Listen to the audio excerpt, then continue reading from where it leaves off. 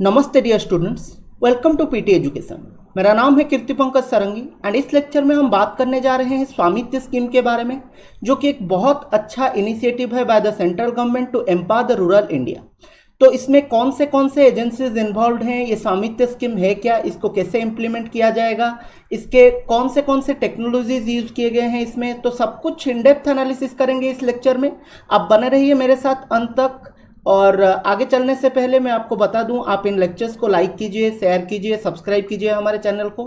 बहुत सारा प्यार मिल रहा है हमको और हम चाहते हैं कि ऐसा ही प्यार बना रहे और हमें मोटिवेटेड करते रहिए आप लोग। आप लोगों के लिए बहुत अच्छे अच्छे लेक्चर्स हम बनाते रहेंगे और लाते रहेंगे। तो चलिए इसके करंट अफेयर से शुरू करते हैं पहले। तो इस स्वामित्व स्कीम के तहत हमारे प्राइम मिनिस्टर श्री नरेंद्र मोदी साहब डिस्ट्रीब्यूशन करने जा रहे हैं प्रॉपर्टी कार्ड्स। तो ये प्रॉपर्टी कार्ड कुछ वैसे ही हैं जैसे आधार कार्ड होते हैं। जैसे आधार कार्ड में बहुत सारे जानकारियां होते हैं एक इंडिविजुअल के, वैसे इस प्रॉपर्टी कार्ड में प्रॉपर्टी होल्डर का नाम, उसका प्रॉपर्टी कहाँ पे है, उसके प्रॉपर्टी के डायमेंशन कहाँ पे है, ऐसे बहुत सारे जानकारियां रहेंगे।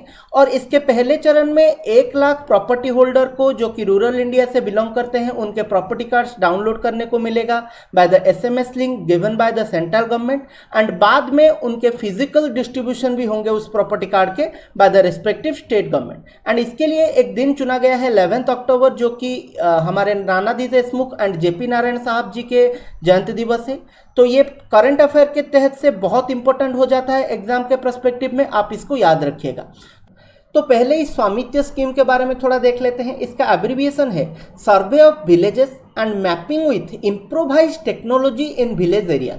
तो विलेज एरियाज में बहुत इम्प्रोवाइज टेक्निक को यूज करके उसका सर्वे किया जाएगा एंड मैपिंग किया जाएगा।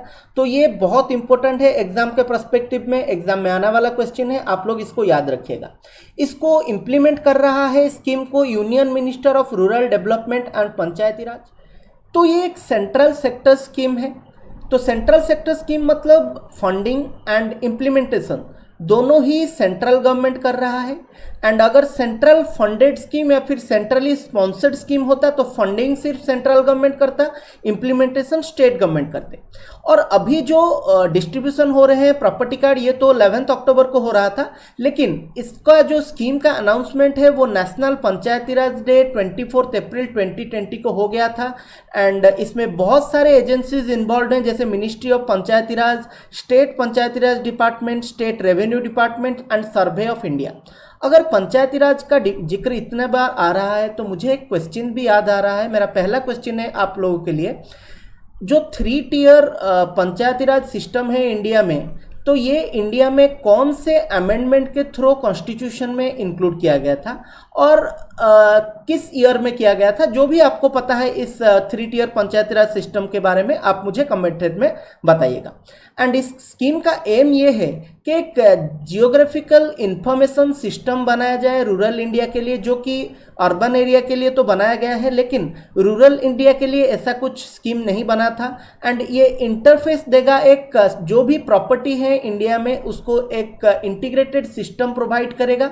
एंड जो भी लैंड रिकॉर्ड्स हैं उनको प्रॉपर्टी राइट्स बना के जो प्रॉपर्टी होल्डर हैं उनको प्रोवाइड किया जाएगा। इसमें रूरल एरियाज में बहुत सारे इश्यूज को इरेडिकेट किया जा सकता है। आप लोगों को पता ही होगा रूरल एरियाज में प्रॉपर्टी को लेके कितना प्रॉब्लम्स होते हैं। तो ये सब को कर्टेल करने के लिए, कम करवाने के लिए स्कीम एक बहुत पायनियर साबित हो सकता है। तो आगे चलते हैं, इस स्कीम का जो इम्प्लीमेंटेशन है वो कैसे होता है देखते हैं। इसका जो मेन इम्प्लीमेंटिंग एजेंसी है वो है मिनिस्ट्री ऑफ पंचायती राज। इसे नोडल एजेंसी बोला जाएगा क्योंकि पैसा तो यहीं से ही आने वाला है। एंड स्टेट में रेवेन्यू डिपार्टमेंट या फिर लैंड रिकॉर्ड डिपार्टमेंट इसको हेल्प करेगा। सर्वे ऑफ इंडिया प्रोवाइड करेगा टेक्नोलॉजी, क्योंकि सर्वे में टेक्नोलॉजी बहुत यूज होगा, आगे हम देखेंगे इसके बारे में। एंड 4 साल में 2020 से 2024 तक इसको 6.62 लाख विलेजेस में इंप्लीमेंट किया जाएगा 6 स्टेट में। आप याद रखो, इसको ओनली 6 स्टेट्स में इंप्लीमेंट किया जा रहा है, पूरा इंडिया में इंप्लीमेंट नहीं किया जा रहा है। उत्तर प्रदेश, हरियाणा, महाराष्ट्र, मध्य प्रदेश, उत्तराखंड एंड कर्नाटका में।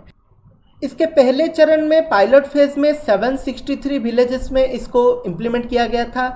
इस सारे 6 स्टेट्स में इसको इंप्लीमेंट किया गया। अभी जो 1 लाख लोग ले रहे हैं ये प्रॉपर्टी कार्ड्स, तो इन्हीं स्टेट में से, इन्हीं विलेजेस में से वो बिलोंग करते हैं। एंड ऐसा बड़ा लार्ज स्केल में एक्सरसाइज रूरल इंडिया में पहले कभी नहीं हुआ था, ये पहली बार हो रहा है जिसमें मिलियंस ऑफ रूरल प्रॉपर्टी को बेनिफिट मिल रहा है। एंड इतना बड़ा टेक्नोलॉजी यूज भी रूरल इंडिया में कभी नहीं हुआ था। तो चलते हैं देखते हैं इसमें कौन से टेक्नोलॉजीज यूज हुए हैं। जैसे कि इसमें ड्रोन का यूज होगा, ये बहुत एक इंपॉर्टेंट चीज है। इसमें ड्रोन का यूज होगा to draw digital map of every property following in the geographical limit of each Indian village. तो इन 6 स्टेट्स में सारे विलेजेस में ड्रोन को यूज किया जाएगा लैंड मैपिंग करने के लिए एंड जियोग्राफिकल इंफॉर्मेशन सिस्टम को बनाने के लिए। एंड इसको ई ग्राम स्वराज पोर्टल के साथ जोड़ा जाएगा जो कि स्वामित्व स्कीम का ऑफिशियल पोर्टल है। एंड ये एक बहुत अच्छा स्कीम है एम्पावरिंग करने के लिए, रूरल इंडिया को डिजिटल इंडिया में इंक्लूड करने के लिए।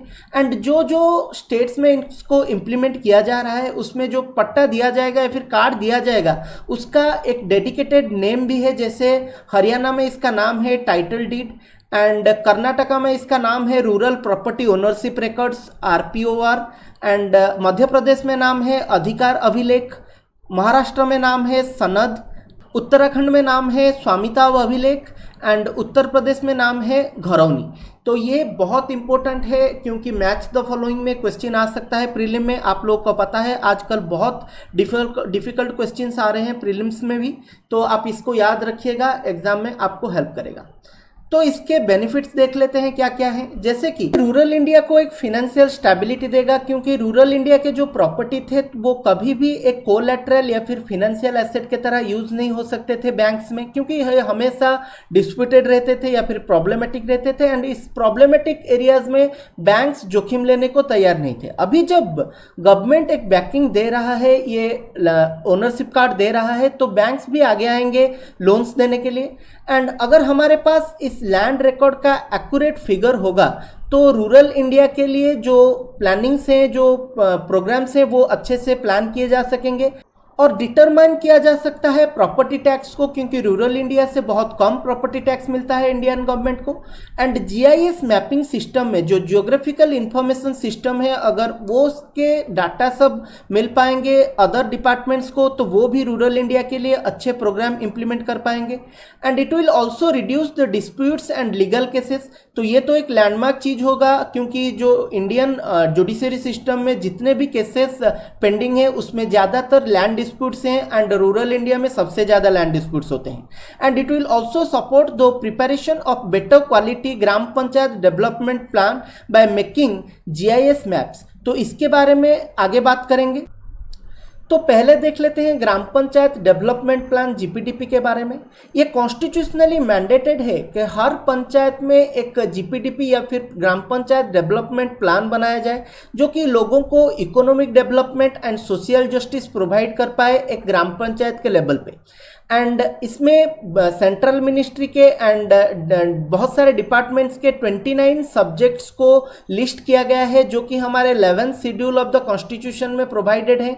तो आप मुझे बताएंगे, मेरा दूसरा क्वेश्चन है आप लोगों के लिए कि हमारे 11th शेड्यूल में कॉन्स्टिट्यूशन में क्या प्रोवाइड किया गया है। एंड इसमें बहुत सारे प्रोग्राम्स को इम्प्लीमेंट किया जाएगा एंड GIS एनेबल्ड से ज्योग्राफिकल इंफॉर्मेशन सिस्टम से हमें इस प्रोग्राम्स को, इस प्लानिंग को कंप्लीट करने में बहुत मदद मिलेगा। तो एक बहुत अच्छा प्रोग्राम है रूरल इंडिया को एक स्टेप आगे लेने के लिए डिजिटाइजेशन में और सेल्फ रिलायंट बनाने में। तो इसके साथ हम ख़त्म करते हैं एनालिसिस। कैसा लगा ये एनालिसिस हमें कमेंट थ्रेड में ज़रूर बताइएगा एंड क्वेश्चंस के आंसर दीजिएगा। हम चलते हैं अपने एंड की तरफ। These are some resources of PT. Please do follow them. CA with PT will give you very good inputs. Civil Tapasya, PT Gurukul, ये बहुत अच्छे प्लेटफॉर्म्स हैं, आप इनको यूज़ कीजिए अपने एग्जाम्स के लिए। And thank you for listening this lecture. God bless you people.